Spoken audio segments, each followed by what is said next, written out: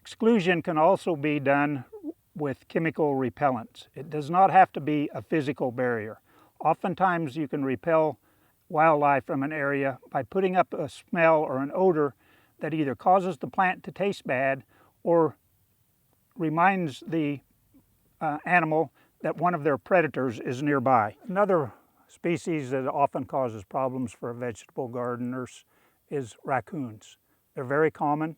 They do very well as a generalist, and you solve them the same way. Habitat modification, remember the HER acronym. E for exclusion or R for removal.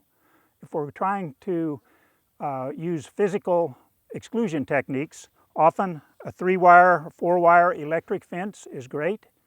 Want to make sure that the bottom wire is no more than 3 to 4 inches off of the ground. I've seen them be effective with 2 wires, but typically when we're talking about electric fences, the more wires, the taller it is, the more effective it's going to be for the most species. When exclusion does not work, then go up the scale to the removal.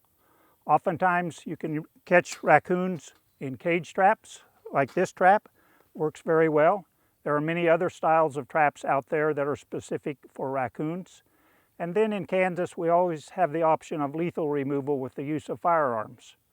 So those would be the techniques that I would use when considering solving raccoon problems. Oftentimes people want to capture raccoons or other problem wildlife in cage traps and then release them somewhere else. The problem is, where do you take them? It takes a skilled biologist to develop good habitat, and some species like raccoons probably survive better than others.